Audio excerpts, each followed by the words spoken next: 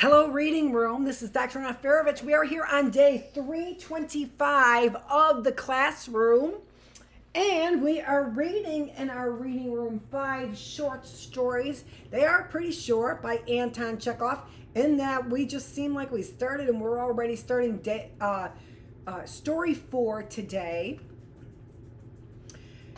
But we're going to finish 3 first.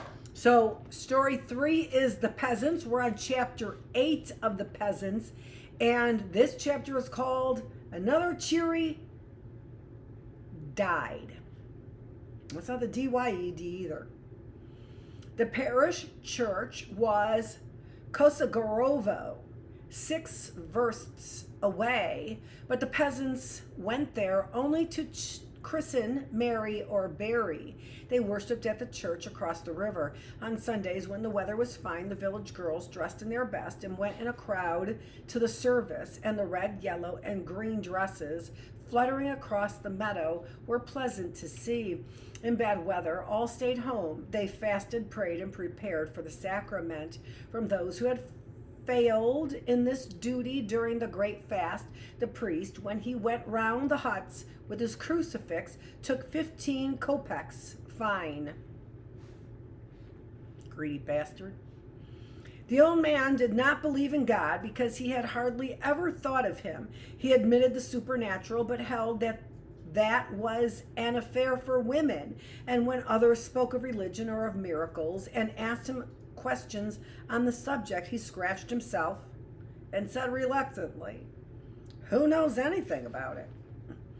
Grandmother believed vaguely. In her mind, all things were confused, and when she began to meditate on death and salvation, hunger and poverty took the upper hand, and she forgot her meditations. She remembered no prayers, but at night before lying down, she stood before the icons and muttered, "Mother of God of Kazan, Mother of God of Smolensk, three-handed Mother of God." Maria and Felka crossed themselves and fasted, but knew nothing of religion. They neither taught their children to pray nor spoke to them of God, and they taught them no principles save that they must eat meat during fasts. With other villagers, it was the same. Few believed and few understood. Nevertheless, all loved the scriptures, loved them dearly and piously. The misfortune was that there were no books and no one to read and explain, so that when Olga read aloud the gospel, she was treated with respect, and all addressed her and her daughter, Sasha, as you. That is the polite form of you rather than T, or V rather than T. So the familiar. In conjugating, that would be, if you know anything about a foreign language, in conjugating, that would be that they all spoke to them in the familiar you.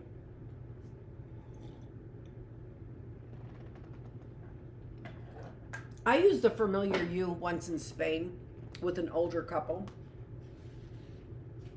It didn't go well. I mean, it didn't fly over. You could tell by their faces.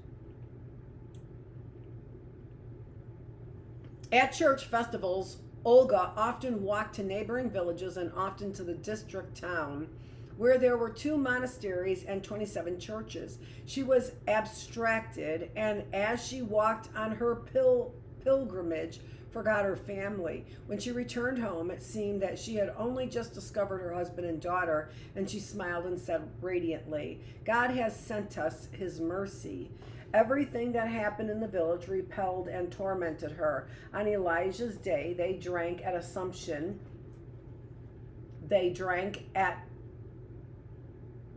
On Elijah's day, they drank. At Assumption, they drank. At Elevation, they drank. At Intercession, Zakovo had its parish festival, and this the Muzhiks observed by drinking for 3 days. They drank 50 rubles from the communal funds, and then went round the huts and collected money for more vodka.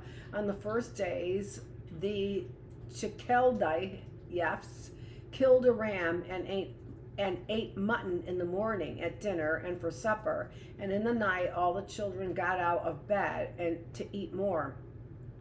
Kyriak was drunk all 3 days. He drank away his cap and boots and beat Maria so badly that she had to be soused with water. And then all were sick with shame.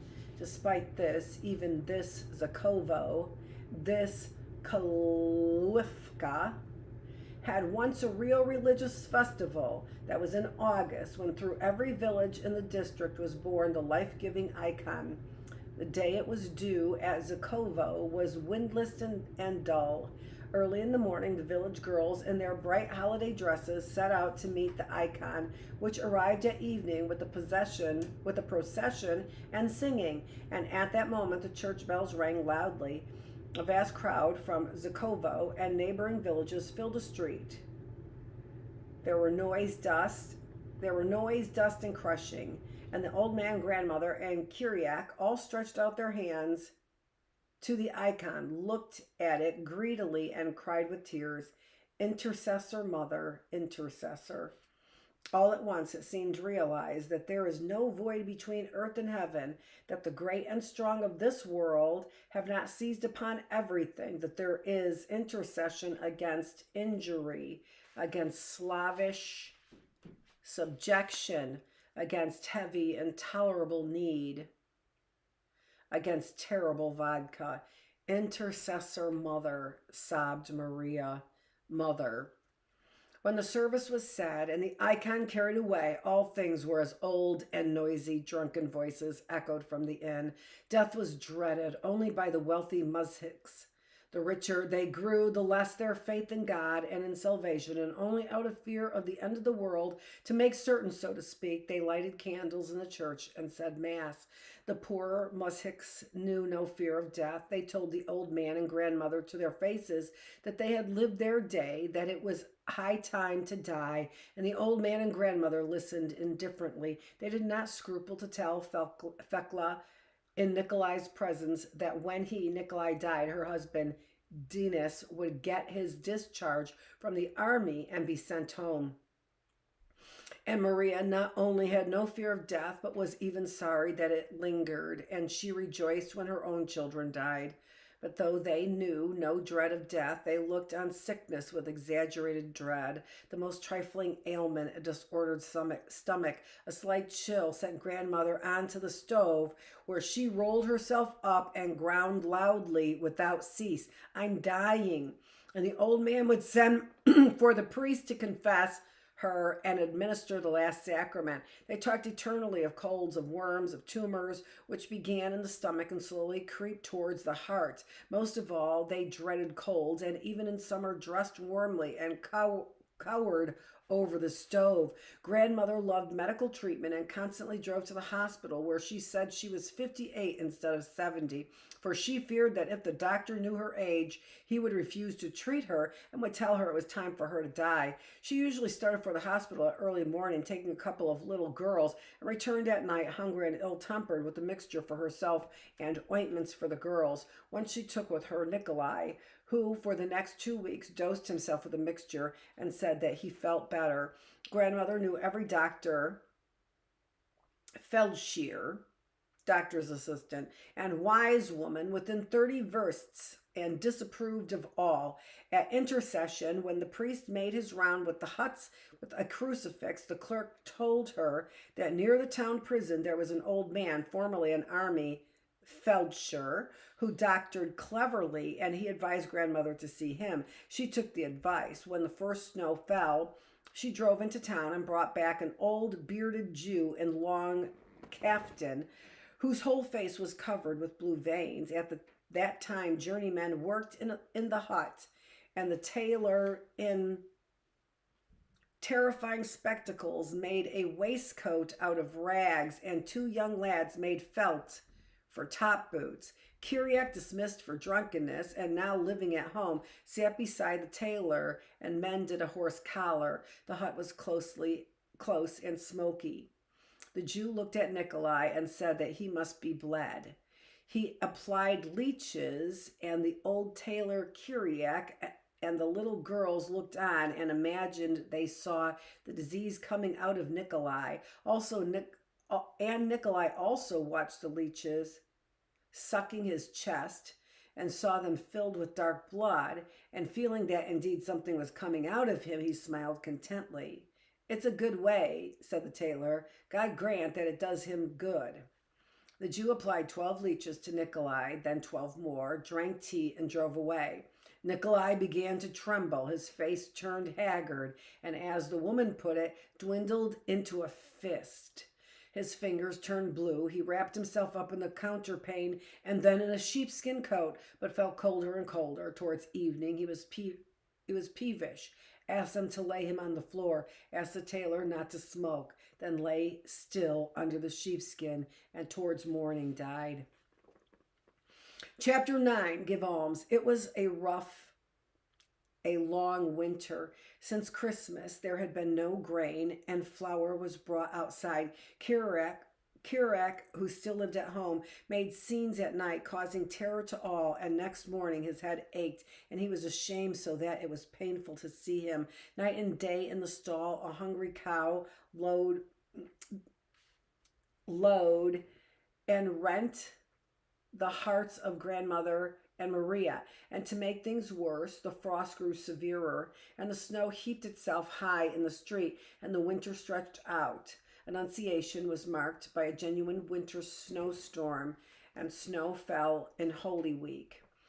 But even this ended. The beginning of April brought warm days and frosty nights. Winter gave way reluctantly, but the hot sunshine foiled him, and at last the brooks melted and the birds began to sing. The fields and shrubs by the riverside were hidden in spring floods, and from Zakovo to the village beyond stretched a big lake given over to wild duck. The spring sunsets, fiery and with splendid clouds, yielded each day sights new and incredible, sights which are often laughed at when they appear on canvas. The cranes cried mournfully, as if they called on to follow them. Standing on the brink of the ravine, Olga looked at the flood, at the sun, at the bright, it seemed rejuvenated church, and her tears flowed, and she painted with passionate longing to go away. And she panted with passionate longing to go away, though it might be to the end of the earth. And indeed, it was decided that she would return to Moscow and seek a place as a housemaid, and with her would go Kirak to earn his living as a dvornik, that is a house porter or concierge, or somehow else. To get away soon. When the roads dried and the weather turned hot, they prepared for the journey. Olga and Sasha, with wallets in their backs, both in bast shoes, left at dawn, and Maria came to see them off. Kirak, ill, remained for a week more. For the last time, Olga prayed toward the church and thought of her husband, and though she did not cry, her face wrinkled and seemed ugly as an old woman's. During the winter, she had grown thinner, uglier, and a little gray. Instead of the old charm and pleasant smile, her face expressed submissiveness and sorrow outlived. And her look was dull and fixed as if she were deaf. She was sorry to leave the village and the Mushiks. She remembered how they carried away Nikolai, how mass was said at nearly every hut, and how all wept, feeling her grief their own. Summer and winter, there were hours and days when it seemed to her that these men lived worse than beasts, and to look at them was terrible. They were coarse, dishonest, dirty, drunken. They lived in discord. They fought eternally because they despaired, because they despised, feared, and suspected one another. Who kept the drink shop and dosed the mushik with drink? The mushik. Who squandered and spent on drink the money of the commune, of the school, of the church? The mushik. Who stole from his neighbor, burnt his house, perjured himself in the court of a bottle of vodka? The mushik. Who first spoke at the Zemstvo and on other boards against the mushik? The mushik. Yes, to live with them was torture, but despite all this, they were men. They suffered and wept as men, and in their whole lives, there was not one act for which an excuse might not be found. Labor unbearable, from which the whole body ached at night. Fierce winter, scanty harvest, crowding, help from nowhere, and no hope of help. The richer and the stronger gave no help, because they themselves were rude, dishonest, intemperate, and foul-tongued. The pettiest official or clerk treated the musics as vagabonds. Even the cantonal chiefs and church elders addressed them as thou, and believed that they had a right thereto. Yes, and could there be help or good example from the selfish, the greedy, the dissolute, the idle, who came to these villages with but one intent, to insult, terrify, and rob? Olga remembered the piteous, humiliated faces of the old men when the winter Kyriak was brought out to be flogged. And now she was sorry for all these men and women, and on her last walk through the village, she looked at every hut. When she had accompanied them 3 versts, Maria said goodbye, then fell upon her knees, and with her face touching the ground, cried loudly, "Again I am left alone. Alas, poor me, poor, poor unfortunate." And she continued to keen, so that long afterwards Olga and Sasha could see her on her knees, bent on one side, holding her head with her hands, and above her head flew rocks. The sun rose higher. The day grew warm. Zakhovo was left far behind. The travelers followed many circuitous paths, and Olga and Sasha soon forgot the village and Maria. They were in good humor, and everything amused them. First a mound, then a line of telegraph posts with the mysterious humming wires, which vanished on the horizon and sped to some unknown destination. Then a farm buried in green, which sent from afar a smell of dampness and hemp, and seemed to say that it was the home of happy people. Then a horse's skeleton lying white in a field, and larks sang untiredly, quails cried to one another, and the landrail cried with a sound like the drawing of an old bolt. At midday, Olga and Sasha reached a big village, and in the broad street came upon General Zhukov's old cook.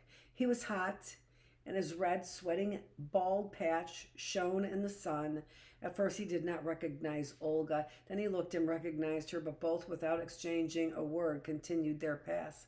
Olga stopped and bowed low before the open window of the hut, which seemed richer and newer than its neighbors, and cried in a loud, thin, and singing voice, "Orthodox Christians, give alms for the love of Christ. Kingdom of heaven to your father and mother, eternal rest." "Orthodox Christians," echoed little Sasha, "give for the love of Christ, heavenly kingdom." That's the end. Gooseberries is the next story. This is story number 5. We're going to start with gooseberries. From early morning, the sky had been overcast with clouds. The day was still cool and wearisome, as usual on gray, dull days, when clouds hang low over the fields and it looks like rain which never comes. Ivan Ivanich, the veterinary surgeon, and Birkin, the schoolmaster, were tired of walking, and the fields seemed endless to them. Far ahead, they could just see the windmills of the village of Marowski.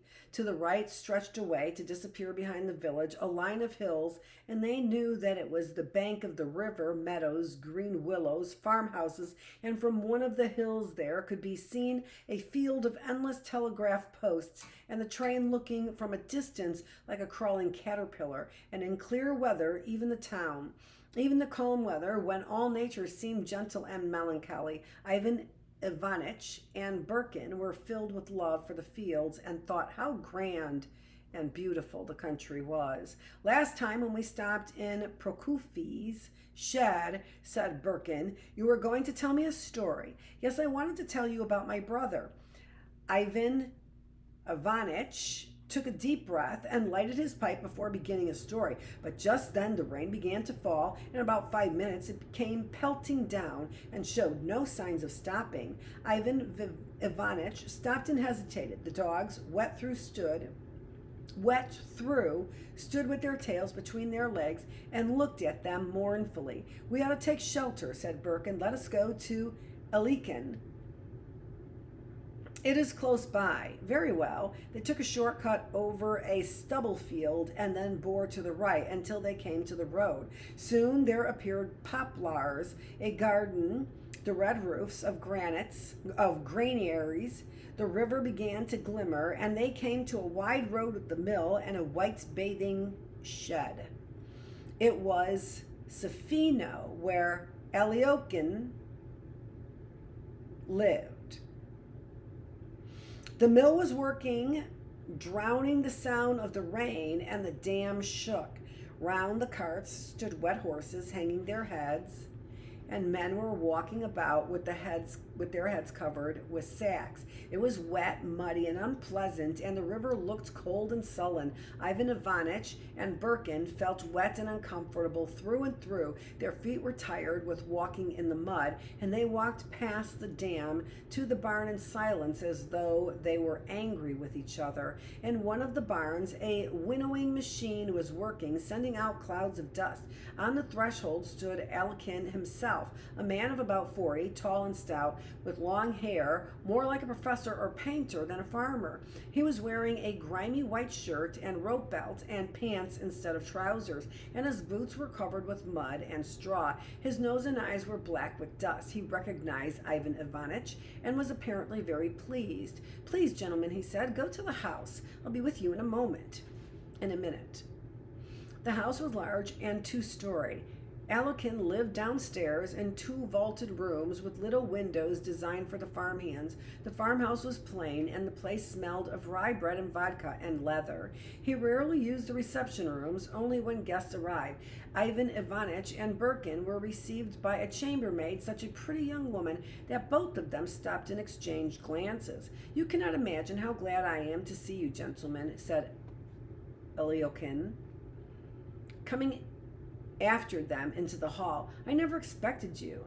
Pelgueya," he said to the maid, "give my friends a change of clothes. And I will change too, but I must have a bath. I haven't had one since the spring. Wouldn't you like to come to the bathing shed? And meanwhile, our things will get ready. Will be got ready." Pretty Pelgueya, dainty and sweet, brought towels and soap, and Aliokin led his guest to the bathing shed. "Yes," he said, "it is a long time since I had a bath. My bathing shed is all right, as you see. My father and I put it up, but somehow I have no time to bathe."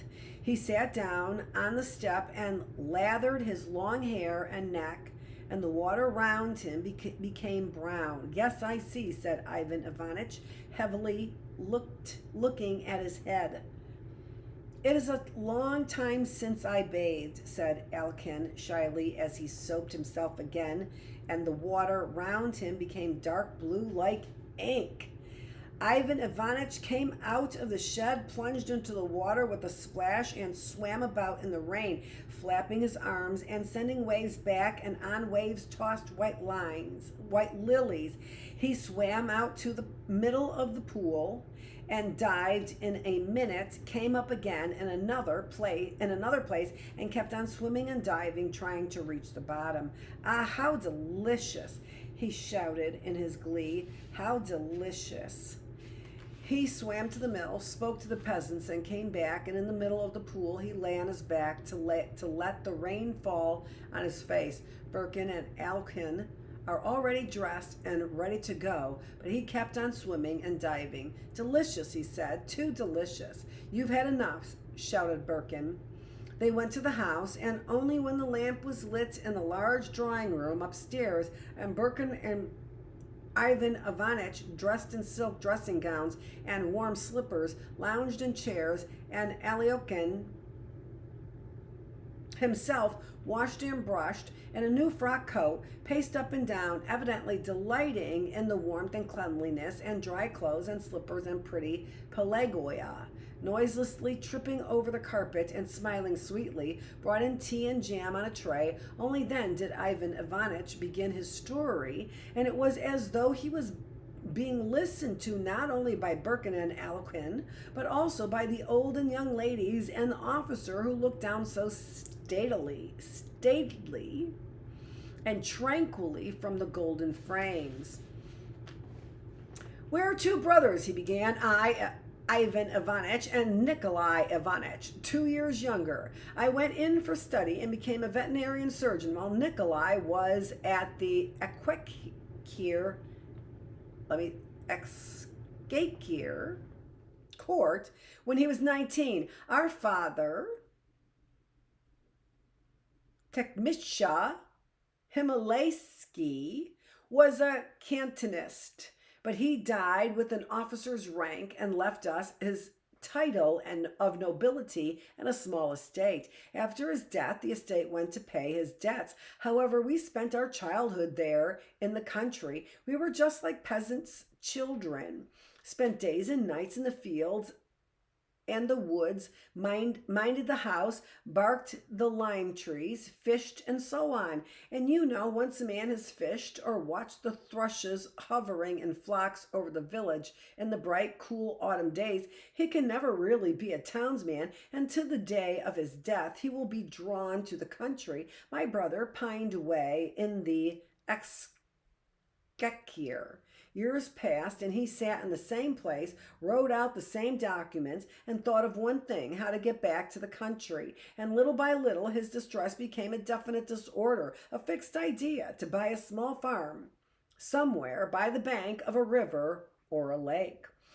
He was a good fellow, and I loved him, but I never sympathized with the desire to shut oneself up on one's own farm. It is a common saying that a man needs only 6 feet of land, but surely a corpse wants that, not a man. And I hear that our intellectuals have a longing for the land and want to acquire farms. But it all comes down to the 6 feet of land. To leave town and the struggle and the swim of life and go to hide yourself in a farmhouse is not life. It is egoism, laziness. It is a kind of monasticism. But monasticism without action. A man needs not 6 feet of land, not a farm, but the whole earth, all nature, where in full liberty he can display all the properties and qualities of the free spirit. My brother Nikolai, sitting in his office, would dream of eating his own she. See page 60. Cabbage soup. Meat dumplings. With its savory smell floating across the farmyard, and of eating out in the open air, and of sleeping in the sun, and of sitting for hours together on a seat by the gate and gazing at the fields and the forest. Sounds awful. Books on agriculture and the hints and almanacs were his joy, his favorite spiritual food. And he liked reading newspapers, but only the advertisements of land to be sold. So many acres of arable and grassland with the farmhouse, river, garden, mill, and mill pond. And he would dream of garden walls, flowers, fruits, nests, carp in the pond. Don't you know all the rest of it? These fantasies of his used to vary according to the advertisements he found, but somehow there was always a gooseberry bush in every one. Not a house, not a romantic spot could he imagine without a gooseberry bush. Country life has its advantage. He used to say, you sit on the veranda drinking tea and your ducklings swim on the pond and everything smells good and there are gooseberries. He used to draw out a plan of his estate and always the same things were shown on it. A, farmhouse. B, cottage. C, vegetable garden. D, gooseberry bush. He used to live meagerly and never had enough to eat and drink, dressed God knows how, exactly like a beggar, and always saved and put money into the bank. He was terribly stingy. It used to hurt me to see him, and I used to give him money to go away for a holiday, but he would put that away too. Once a man gets a fixed idea, there's nothing to be done. Years passed, he was transferred to another province. He completed his 40th year and was still reading advertisements in the papers and saving up his money. Then I heard he was married, still with the same idea of buying a farmhouse with the gooseberry bush. He married an elderly, ugly widow, not out of any feeling for her, but because she had money. With her, he still lived stingily, kept her half starved, and put the money into the bank in his own name. She had been the wife of a postmaster and was used to good living, but with her second husband, she did not even have enough black bread. She pined away in her new life, and in 3 years or so gave up her soul to God. And my brother never for a moment thought himself to blame for her death. Money, like vodka, can play queer tricks on a man. Once in our town, a merchant lay dying. Before his death, he asked for some honey, and he ate all his notes and scripts with the honey so that nobody should get it. Once I was examining a herd of cattle at a station, and a horse jobber fell under the engine and his foot was cut off. We carried him into the waiting room with the blood pouring down, a terrible business, and all the while he kept on asking anxiously for his foot. He had 25 rubles in his boot and did not want to lose them. Keep to your story, Birkin. After the death of his wife, Ivan Ivanitch continued after a long pause. After the death of his wife, Ivan Ivanitch continued after a long pause, my brother began to look out for an estate. Of course, you may search for 5 years and even then buy a pig in a poke. Through an agent, my brother Nikolai raised a mortgage and bought 300 acres of the farmhouse, a cottage, and a park. But there was no orchard, no gooseberry bush, no duck pond. There was a river, but the water in it was coffee-colored because the estate lay between a brickyard and a gelatine factory. But my brother Nikolai was not worried about that. He ordered 20 gooseberry bushes and settled down to a country life. Last year, I paid him a visit. I thought I'd go and see how things were with him. In his letters, my brother called his estate Tikhombarshov Corner, or Himalaysko. I arrived at Himalaysko in the afternoon. It was hot. There were ditches, fences, hedges, rows of young fir trees everywhere, and there was no telling how to cross the yard or where to put your horse. I went to the house and was met by a red-haired dog as fat as a pig. He tried to bark but felt too lazy. Out of the kitchen came the cook, barefooted and also as fat as a pig, and said that the master was having his afternoon rest. I went into my brother and found him sitting on his bed with his knees covered with a blanket. He looked old, stout, flabby. His cheeks, nose, and lips were pendulous. I half expected him to grunt like a pig. We embraced and shed a tear of joy and also of sadness to think that we had once been young, but were now both going gray and nearing death. He dressed and took me to see his estate. Well, how are you getting on? I asked. All right, thank God. I am doing very well. He was no longer poor, tired official. He was no longer the poor, tired official, but a real landowner and a person of consequence. He had got used to the place and liked it, ate a great deal, took Russian baths, was growing fat, had already gone to law with the parish and the 2 factories, and was much offended if the peasants did not call him your lordship. And like a good landowner, he looked after his soul and did good works, pompously, never simply. What good works? He cured the peasants of all kinds of diseases with soda and castor oil, and on his birthday he would have a Thanksgiving service held in the middle of the village and would treat the peasants to half a bucket of vodka, which he thought the right thing to do. Those horrible buckets of vodka. One day a greasy landowner will drag the peasants before the Zemstvo court for trespass, and the next day, if it's a holiday, he will give them a bucket of vodka, and they drink and shout hooray and lick the boots in their drunkenness. A change to good eating and idleness always fills a Russian with the most preposterous self-conceit. Nikolai Ivanitch, who, when he was in the Askechkir, was terrified to have an opinion of his own, now imagined that what he said was law. Education is necessary for the masses, but they are not fit for it. Corporal punishment is generally harmful, but in certain cases it is useful and indispensable. I know the people and I know how to treat them, he would say. The people love me. I have only to raise my finger and they will do as I wish. And all this, mark you, was said with a kindly smile of wisdom. He was constantly saying, we noblemen, or I as a nobleman. Apparently he had forgotten that our grandfather was a peasant, and our father a common soldier. Even our family name, Kimsha Himalaya, which is really an absurd one, seemed to him full sounding, distinguished, and very pleasing. But my point does not concern him so much as myself. I want to tell you what a change took place in me in those few hours while I was in the house. In the evening, while we were having tea, the cook laid a plateful of gooseberries on the table. They had not been bought, but were his own gooseberries, plucked for the first time since the bushes were planted. Nikolai Ivanitch laughed with joy, and for a minute or two he looked in silence at the gooseberries with tears in his eyes.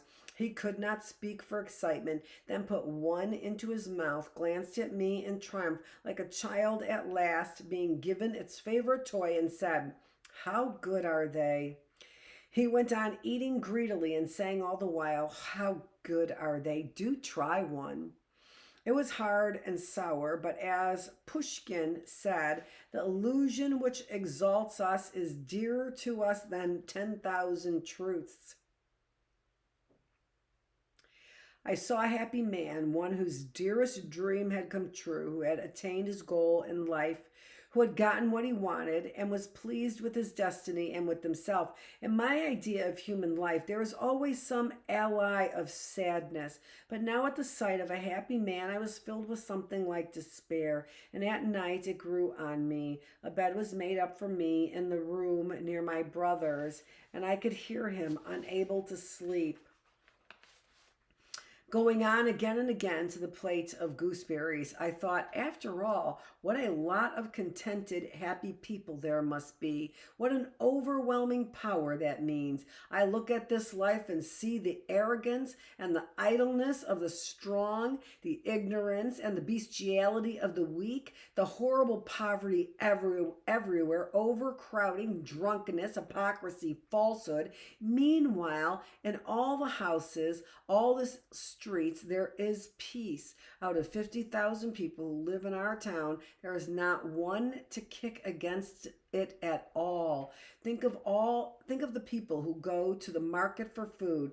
During the day they eat, at night they sleep, talk nonsense, marry, grow old, piously follow their dead to the cemetery. One never sees or hears those who suffer. And all the horror of life goes on somewhere behind the scenes. Everything is quiet, peaceful, and against it all there is only the silent protest of statistics. So many go mad, so many gallons are drunk, so many children die of starvation, and such a state of things is obviously what we want. Apparently a happy man only feels so because the unhappy bear their burden in silence, but for which happiness would be impossible. It is a general hypnosis. Every happy man should have someone with a little hammer at his door to knock and remind him that there are unhappy people, and that however happy he may be, life will sooner or later show its claws and some misfortune will befall him. Illness, poverty, loss. And then no one will see or hear him, just as he now neither sees nor hears others. But there is no man with the hammer, and the happy go on living, just a little fluttered with the petty cares of every day, like an aspen tree in the wind, and everything is all right. That night, I was able to understand how I, too, had been content and happy. Ivan Ivanitch went on getting up. I, too, at meals or out hunting, used to lay down the law about living in religion and governing the masses. I, too, used to say that teaching is light, that education is necessary, but that for simple folk, reading and writing is enough for the present. Freedom is a boon, I used to say, as essential as the air we breathe, but we must wait. Yes, I used to say so, but now I ask, why do we wait? Ivan Ivanitch glanced angrily at Birkin. Why do we wait, I ask you? What considerations keep us fast? What considerations keep us fast? I am told that we cannot have everything at once and that every idea is realized in time. But who says so? Where is the proof of that it is so? You refer me to the natural order of things, to the law of cause and effect. But is there order or natural law in that I, a living, thinking creature, should stand by a ditch until it fills up or is narrowed, when I could jump it or throw a bridge over it? Tell me, I say, why should we wait? Wait when we have no strength to live, and yet must live and are full of the desire to live?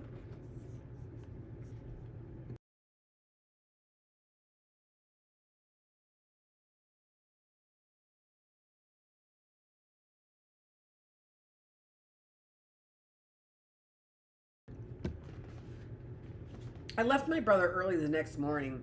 And from that time on, I found it impossible to live in town. The peace and the quiet of it oppresses me. The peace and the quiet of it oppress me. I dare not look at the windows, for nothing is more dreadful to see than the sight of a happy family sitting around a table having tea. I'm an old man now, and am no good for the struggle. I commenced late. I can only grieve within my soul and fret and sulk. At night my head buzzes with the rush of my thoughts, and I cannot sleep. Ah, if I were young. Ivan Ivanitch walked excitedly up and down the room and repeatedly, if I were young. He suddenly walked up to Alekin and shook him first by one hand and then by another. Pavel Konstantinich, he said in a voice of entreaty, don't be satisfied. Don't let yourself be lulled to sleep. While you are young, strong, wealthy, do not cease to do good. Happiness does not exist, nor should it. And if there is any meaning or purpose in life, they are not in our piddling little happiness, but in something reasonable and grand. Do good. Ivan Ivanitch said this with a piteous, supplicating smile, as though he were asking a personal favor. Then they all three sat in different corners of the drawing room and were silent. Ivan Ivanitch's story had satisfied neither Birkin nor Alekin. With the generals and ladies looking down from their gilt frames, seeming alive in their firelight, it was tedious to hear the story of a miserable official who ate gooseberries. Somehow they had a longing to hear and to speak of charming people and of women. And the mere fact of sitting in the drawing room, where everything, the lamp with its colored shade, the chairs and the carpet under their feet, told how the very people who now looked down at them from their frames once walked and sat and had tea there, and the fact that pretty Pelagueya was near was much better than any other story. Alekin wanted very much to go to bed. He had to get up for his work very early, about 2 a.m, and now his eyes were closing, but he was afraid of his guest saying something interesting without his hearing it, so he would not go. He did trouble to think whether what Ivan Ivanitch had been saying was clever or right. His guests were talking of neither groats nor hay nor tar, but of something which had no bearing on his life, and he liked it and wanted them to go on. However, it's time to go to bed, and Birkin, getting up, I will wish you good night. Alekin said good night, and went downstairs and left his guests. Each had a large room with an old wooden bed and carved ornaments. In the corner was an hold on, I get this right. With an old wooden bed and carved ornaments. In the corner was an ivory crucifix. In their wide, cool beds, made by pretty Pelagueya, smelled sweetly of clean linen. Ivan Ivanitch undressed in silence and lay down. God forgive me, a wicked sinner, he murmured as he drew the clothes over his head. A smell of burning tobacco came from his pipe, which lay on the table, and Birkin could not sleep for a long time and was worried because he could not make out where the unpleasant smell came from, the rain beating against the windows all night long. That was story number 4. That, to me, if you must know, which you probably don't must know, but will know, was much more uplifting than the other stories, right? It's like he got a seed of life, of faith, of spirit, of meaning, of purpose, of something small and something big all at the same time, of a picture instead of a word. This is Dr. Annette Feravich. Whoa, that was profound! That was profound! See, Bookless Classroom, if you don't know what that is. Thanks so much. It's March 18th. It is day 325 in the classroom. I don't know. It's so much colder out there than I really was hoping it was going to be. I'm so happy that you are here with me, making sure that your hands, they have Jim Henson hands, are working to keep your mind, your body, and your spirit healthy. Thanks so much for joining me.